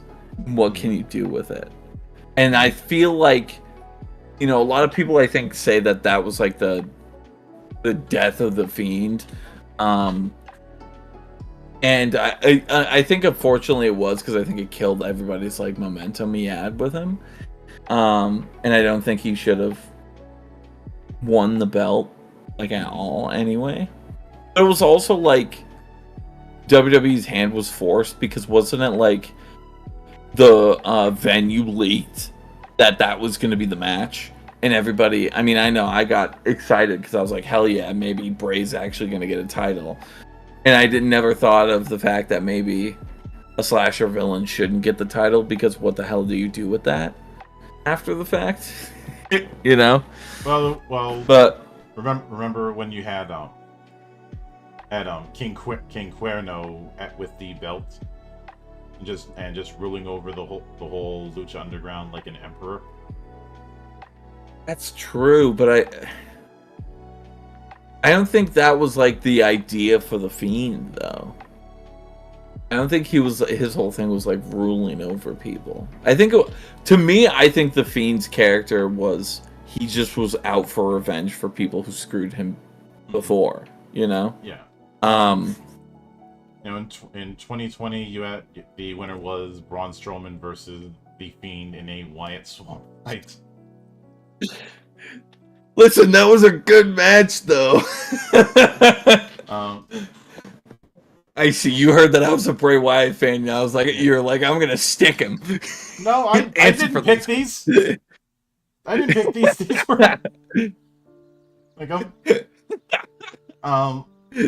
2021 was that undead lumberjack match between The Miz and Damian Priest. Oh yeah, the zombie one for like that. Wasn't it? It was in promotion for like a. That's what it was. Yes. And it wasn't very good. That was that was so weird. It reminded me. It shot me back to the first episode of WWE ECW, and the zombie came in. I was like, "What are we doing, guys?" Yeah, I do know why the zombie was a thing, because at one point, Sci-Fi was pushing this idea of a monster wrestling show of different horror monsters. Honestly, though, I could give me the book. I'd love to do that. Leftover compromise of that. I think. I'm gonna write this down. We gotta make a book. We gotta make it next. I was just thinking that. I was like, what? Monster wrestling? Who would do that? That's almost as silly as taking Lord of the Rings and making a pun about the one ring to rule them all as a wrestling thing. What kind of monster would do that? But not me. 2021 was. I already mentioned that one. 2022 was Pat McAfee versus McMahon. WrestleMania. Oh, that wasn't a bad match. I I wouldn't call that like a. There's got to be something else out at that year. It's like that's like it wasn't a match, but it just you knew what was gonna happen going into it, and that wasn't like terrible in my opinion. Yeah, they were still. I think this was they hadn't quite settled down on the right way to use Pat McAfee. This was coming off of that For the Brand stable they had when he was on NXT. Hey, fun fact: me and my wife, well, maybe it was mostly me.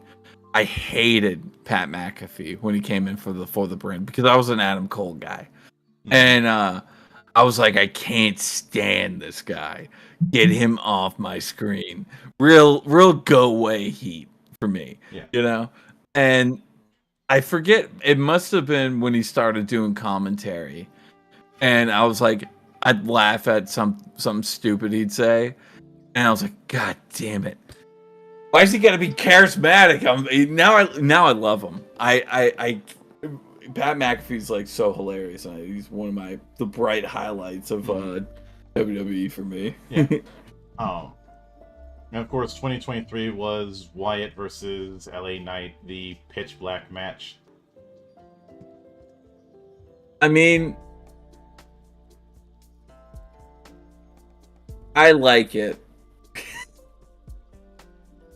I like that match, but I understand why some people would hate that match.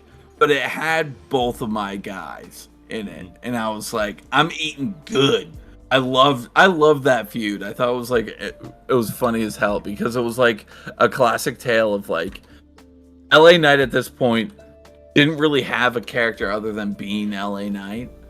And it was just this funny thing in my head of like you have this like very serious like character in Bray Wyatt going up against like the like weird polar opposite of him in LA Knight who's just gonna take a piss on anything that Bray Wyatt sends to him.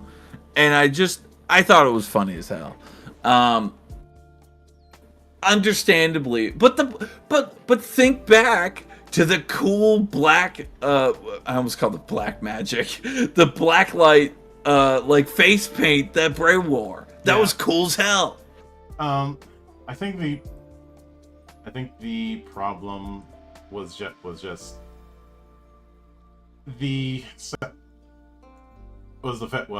doing things with that kind of low lighting. It's nice for the people who are watching behind a television screen, but for people watching live, like in the arena, they're probably spending long amounts of time of not being able to see anything. Yeah, just squinting. Oh, you know, like I think I see something happening. Like that kind of thing really should have been done in that cinematic match kind of style that was being experimented with in 2020. It should have been. That would have been like a killer cinematic match. Oh, I for one, I don't know about you, but I for one love cinematic matches. I think they're like I do when they're done properly and they're not they're not done as a kind of copycat, like the Wyatt, like the New Day versus the Wyatt family compound. That was WWE trying to copycat the Final Deletion because of how viral that was. How great that was! Broken Matt Hardy. Yep. It was a good time. You know that, and I know we delved into it because I figured since I wasn't able to get you for the first time, I wanted to give you a spot to really cook. But when you bring up the whole thing of that whole idea of Lord of the Rings with the one ring to rule them all as in a wrestling context, that just fills my head with so many beautiful and terrible ideas. It was a pitch. We had the pitch. It was a pitch. It was a pitch by me. It's true. Mm-hmm. I'll admit it. Okay, it was me. And we want to do fun things with it, like Against the Machine, as well as we talked about as our free playbook is wrestling, but it is just also a bad 80s sci-fi of a storyline. About being in the dystopian future, and you're like part of the resistance fighting against the machines. Yeah. And it's that's how I very justify Terminator having meets. some AI wrestlers. I would like to play devil's advocate with that kind of thing, because are you guys familiar at all with Blood Bowl? Yes. Oh, intimately. Yeah. Mhm. And how that is taking Warhammer Fantasy and doing one giant his take on American football. American Oh, football. I thought you yeah. said Bloodborne. No, Blood Bowl. Mhm. No, I haven't heard about this, but sounds crazy now. You haven't? Oh, I'll tell you. No. I'll tell you some more stories about Blood Bowl later. Yeah. Wait, But- what? I'm a wood elf Wait, player. do you My actually life is filled with misery. Wait, do you play it Oh, like yeah, it's like absolutely. with the Warhammer Yeah. minis and stuff? It has its own minis for You it. could, but it's more It has its commonly own- right of now. course It it has came its out as a own video minis. game. Yeah, and Yeah. Yeah. I kind of wish that instead of trying to replicate the board game straight, they just went NFL Blitz with the concept. Or like Ooh, that'd be dope. Interesting. or like Mutant. I Yeah. don't mind see the it. fact that they just took the board game, because I don't know if you remember the days of the Blood Bowl board game, but that as a board game, it's impenetrable. It is absolutely filled with rules that contradict each other. And so having a way you could actually play it with a computer managing all that stuff and could easily play with people across the internet and stuff like that was pretty good. But I can also see a take where you just, you lean into the fact that it's a video game. You play with the media that it's presented in. I love Blood Bowl. Big fan.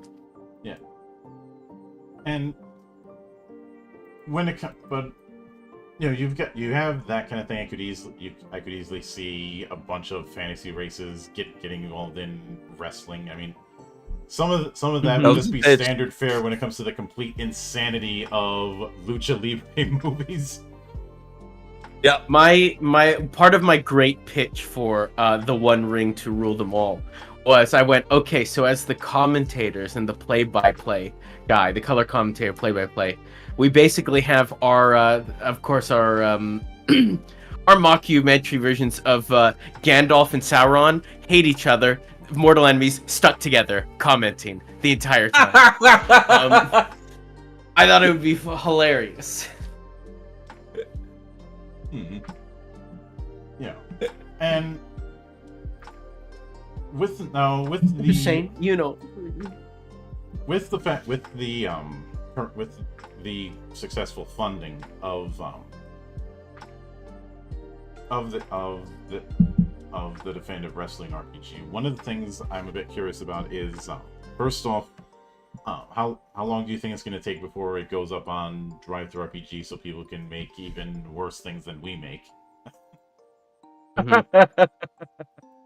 So, to answer that question, we have a timeline for our shipments because we promised physical editions, people back them, etc. The idea is to ship it out by June to people, and in order to do that, I really want it to be up by April. And in truth, I mean, you've seen the book we sent you, the internal copy of the book. The only thing I really have to add is art. It doesn't need any more balancing, at least I believe. We're going to do a couple more playtests to be certain, but I really think it is ready for people to make their own. To take to their own tables, see what rules they like, don't like, whatever, and make it their own thing. So we just have a couple art pieces. And that's a little understatement. We have a couple art pieces for me to do, and then the core book is done. The other thing I'm doing for the book is I'm redoing the character sheet. We had some people tell us that they're like, "Hey, it'd be really nice on the character sheet if we had a place where we could track hype and leveraging skills and all this stuff." And I went, yeah, we just use dice, like Magic the Gathering, but that makes sense. We should probably have a place for that on the sheet. So those are really the only two things that need to be done, that redesign of the character sheet and the art for the main book itself, for the main playbook. Everything else is all about the storybooks we're doing. our limited edition storybooks that got backed, and that is kind of what I'm focusing the next couple months in finishing. And like I said, hopefully April. I don't know beginning or end. The playbook should be up online on Drive-Thru RPG, as will the finalized version of Against the Machine and Worldwide Wrestling. And if assuming that goes to plan, everything will be printed out. We'll be able to receive the first printed copies in May, and see if we like the quality on that. And Nick and I, knock on wood, and just theoretically speaking, I think we may meet up May or June in person, which would be the first time that we actually meet in person and sign some stuff. Mm-hmm. And then hopefully everyone gets their stuff by June. Or rather, it starts shipping in June, and by end of June, everyone gets their physical stuff, with all the digital stuff being available in April. Yeah, that's the plan. I can get that. And I'll certainly be looking forward to seeing how things develop. I may end up revisiting Wrestling Month in doing that. Hell yeah. And it'd be great. We're around playing games. Always. Yeah, because I'm probably, when I do eventually cover it, I'm probably going to contrast it with some of the other wrestling games that I covered back then, and I'm probably also going to use that to further express my disappointment with whoever decided, hey, let's take Powered by the Apocalypse and do wrestling with it. Yeah, I know some system people, again, Arno. I know it's that system. Oh yeah, Nick, we're not getting into that, Nick. We can't get into your hate for Powered by the Apocalypse. I don't hate Powered by the Apocalypse. I just think it was the wrong move to do. It's in the damn walls. Oh. Yeah, Nick hates it because it's everywhere these days. But the key thing, we talked about this last time I was on the podcast as well. I think it's such a shame that you have a topic like pro wrestling, which it has very clearly this story it wants to tell, this way it wants to do it, and pretty much every other system I saw, you saw more than me, pretty much every system I saw just went, let's just take a game system that exists and try and bend it backwards.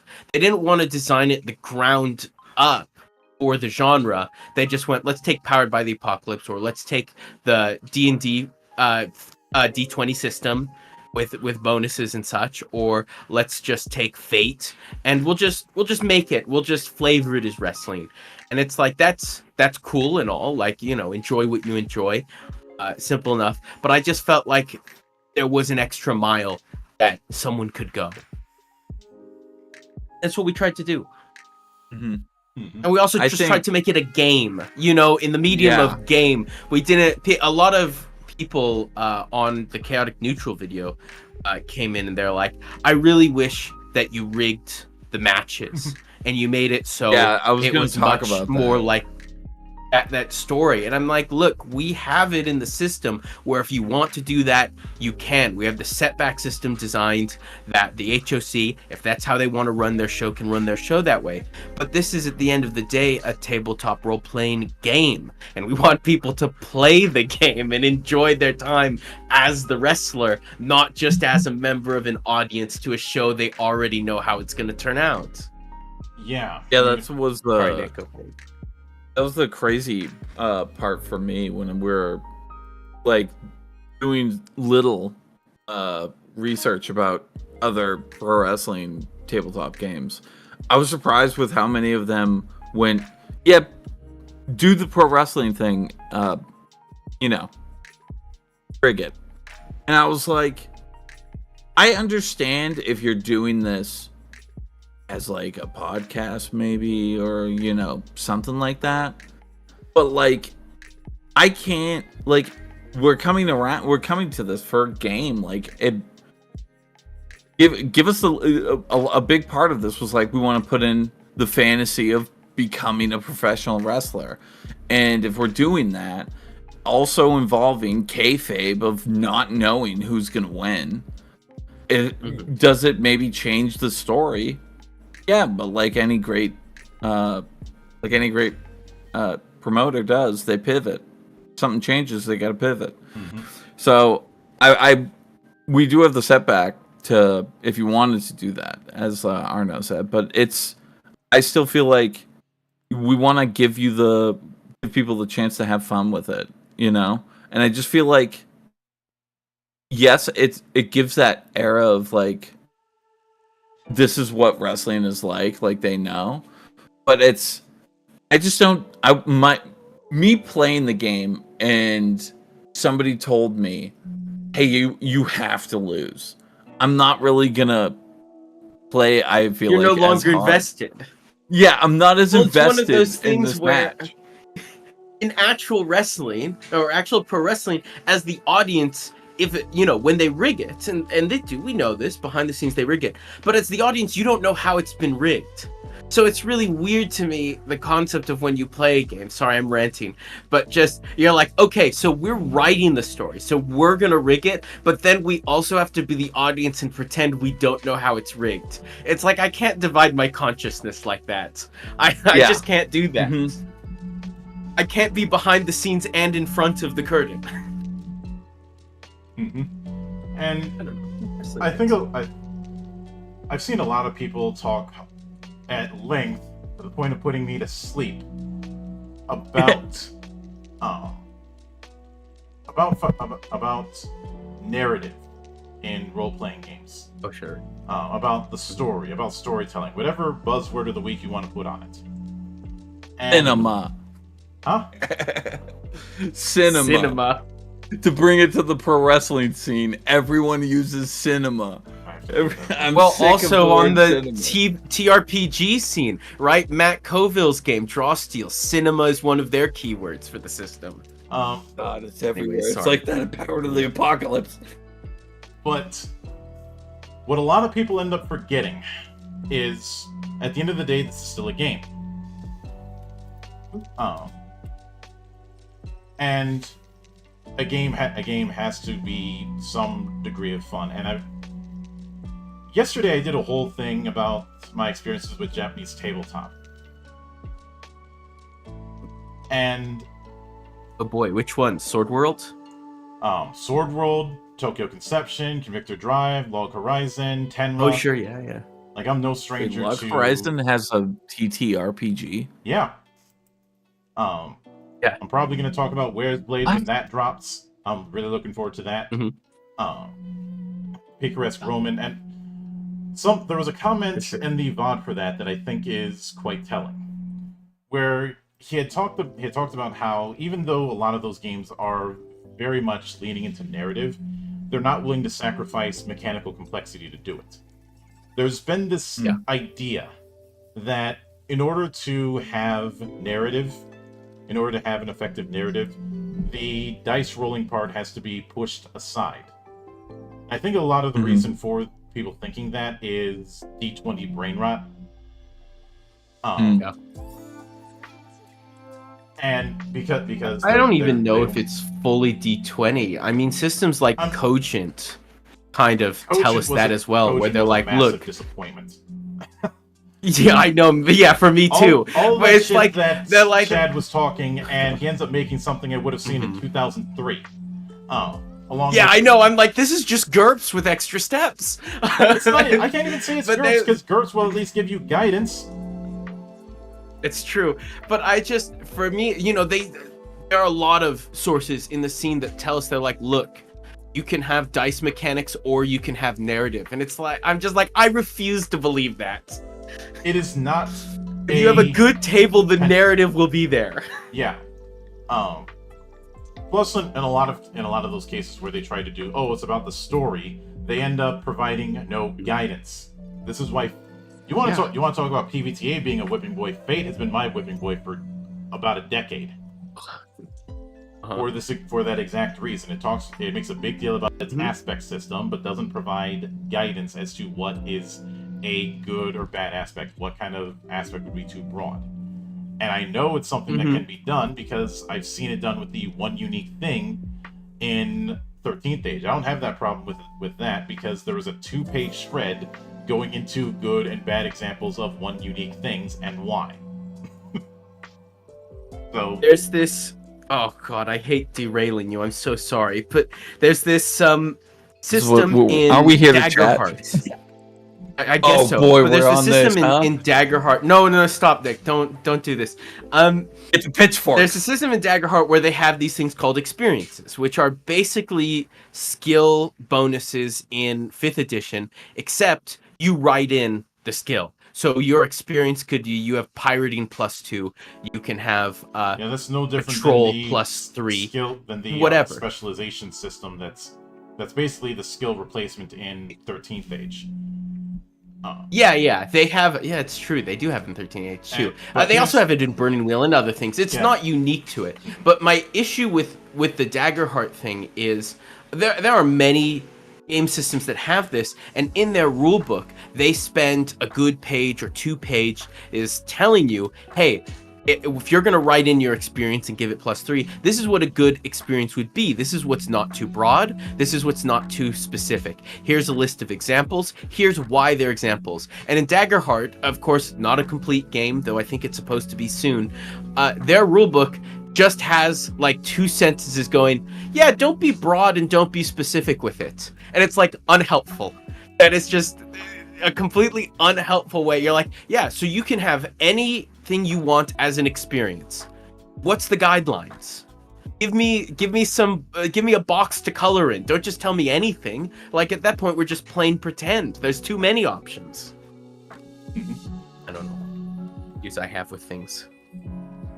I'm a mechanics guy. Yeah. And when it comes to that, there's an analogy. I won't say analogy, but a phrase that my mentor had said to me when I was starting out. A novelist is a shit DM. Amen. Now, I know some DMs are novelists and are decent DMs. That's not the point. The point is that when you are a GM, or when you're doing a module, or running a module, or even running something freeform, you're not writing a story in the same way you'd write the story for a novel or a screenplay. This is why the term, before the term Dungeon Master or Game Master came along, we had judge or referee. Keeper, Call of Cthulhu. Keeper. I've also seen director, which is one of the 2 things I use to describe what a GM is. It is equal parts a referee and a director, like a director for a TV show or a film or a play. Head of creative, I'm just, Their job isn't to Yeah, have right now. people. A proper director will understand that sometimes ad-libbing is going to happen. Their job is to make things move But sometimes along. it's the best part of those movies. Or You have to play to the chemistry of the people you were provided on set. their job is to make, both with referee and with that, is to make sure that things move smoothly. But it's not like they're having people stick 100% to the script. And in fact, when we've seen that, whether it be with scripted promos or with overbearing directors in film, they're usually the assholes in the room. Yeah, absolutely. Well, we have the flip side of yours. The novelist makes, a shitty GM. Our version of it, but it means the exact same thing, is if you don't want to give your players agency, go write a novel. Right? Is what we say. Mm-hmm. It's not about you. It's about them. And it very much is. But like I said, I'll be looking forward to how things develop, and the beautiful and terrifying things that will be seen. I'm pretty sure there's going to be a lot of people trying to adapt existing wrestlers. That's going to be the first phase of brewing. Absolutely. And then they're going to get to do. We're certainly going to help them too. In a lot of our storybooks, they're based on real events in WWE, and it's like, okay, let's take Brock Lesnar and put him in the game. Yeah. Wild World Wrestling, which is one of the better entries. It's a lot more freeform. It's a lot more freeform than what you guys are doing, for better and for worse. Did that kind of thing where instead of the Motor City Machine Guns, it had the Windy City Tommy Guns. Yep. Absolutely. Instead of Jeff Hardy, you have Seth Hardy, the Reckless Riddle. Just in that so bad it is good. Kind of. They had a lot of fun ones in that. They had some like Breaking Bad references I remember in it as well, like that weren't even related, obviously, to pro wrestling at all, but were just. It didn't take itself too seriously. That was something I appreciated about it. Yeah. Yeah.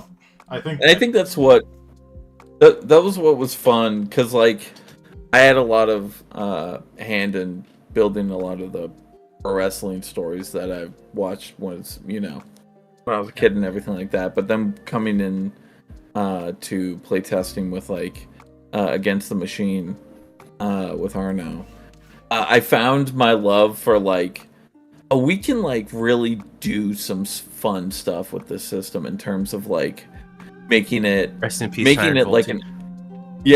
RIP,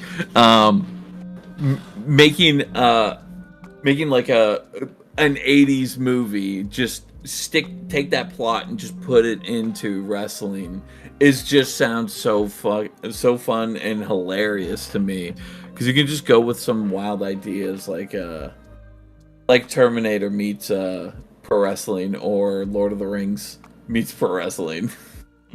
I'm surprised to say we haven't brought up, of course, the first expansion Nick wants to do. Well, there's two he wants to do, but real weird magic wrestling. Yeah. As a thing of having signature moves that do crazy magic things and have like chaos magic and all that stuff. What I'm saying is, we too are looking forward to the homebrew. We promise we won't steal it and make it our own. Definitely not. I'd never. No, but you will strategically relocate it to an I will be tactically inspired by other people. You will strategically transfer equipment to another location. Yep. Yeah, and if you figured out the first letter in that, you get the joke. But yeah, it's definitely something that I think would fit great. I know that I'd certainly encourage it, and I probably, if you haven't seen it, I would encourage watching that one mini movie of Jushin Thunder Liger that had monster designs by the Wang brothers. Oh, I'm in. What is this movie called? Another thing to write down. Where can I find this? Oh no, our next podcast. We're trying to do the Odyssey. I think there was one that was done for Jushin. Grapple Vision did a video on it called the Jushin Liger Monster Movie. I don't remember the name of it. I think there was one other one that focused on Muda. Okay. Which is absolutely, and the reason why I bring This up looks those like is because Fist of Thunder. yeah, Okay. It is not a very long movie. I kind of wish this was done more. Like, I would have loved to see this kind of thing done with some of these spooky characters over the years here in the States. Like, go full on monster movie. Yeah. And Steve Wang and his brother are as OG as it can get when it comes to like practical monster design. Yeah, these look sick as hell. They've I'm just looking at like the images of some of the scenes in this movie. This looks crazy. Yeah, they've worked on. Even though some of the films they've worked on were not great, nobody's going to dispute the quality of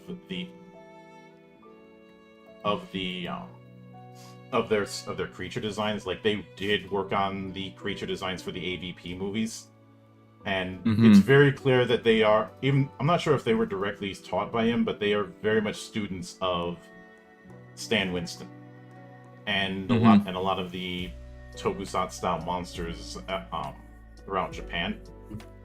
And if I'm bringing up Stan Winston with that comparison, that is high praise, because Stan Winston is the fucking GOAT. He's a legend. Yeah, he's one of my faves.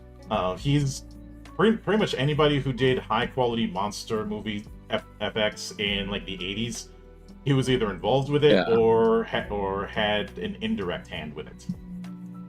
Yeah, he has a school somewhere in the States. Obviously, I don't think he's running it anymore. Yeah, at his age, But, I think he's earned his flowers. But yeah. There was a brief time before I went to Votech College that I was thinking about doing that, because I love Stan Winston, because my favorite movie of all time is Jurassic Park. So when I was a kid, I wanted to be Dr. Alan Grant so bad, until a family member was like, "It takes a lot of school to be Dr. Alan Grant." And I went, "Okay, probably can't do that, but I can try and make the dinosaurs, right?"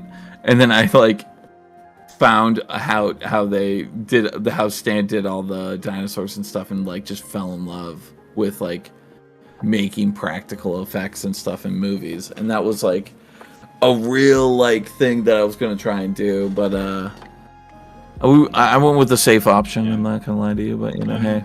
While it is a sports movie, I'd also recommend looking at Masters of the Gridiron. Masters of the Great Iron. The Gridiron. Okay.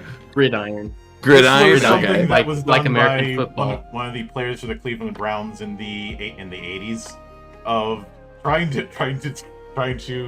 take this Conan meets poor man's Lord of the Rings take on Oh my the God. Cleveland Browns Yo, going to the Super Bowl, having Tiny Tim as the villain. Okay. All right. He wanted to try and get it a distribution deal, but then Elway happened and it didn't happen. It's only like 30 minutes, but it is absolutely bonkers and is just the perfect kind of what the fuckery, where the the vision outstrips the budget. It is terrible. It is terrible, and I love it. At these images is wild. I can't. Yeah, this will be a movie night. I have to keep reminding myself that about whether or not everyone was sober doing it, because it feels like this is something that would be done after a bender. Oh yeah, these guys are half baked. I'm not gonna say that they were. I'll put out the allegedly, but it was the 80s. Yep. In Cleveland. So make of that what you will. But with that said, I do want to sincerely thank you guys for taking the time out of your schedule to come onto the show and enjoy the madness that happens here. And anytime you see fit to come back, which I have a feeling will happen, the door is always open. As I often say around here, Thank you. Drinking is not mandatory, but it is encouraged.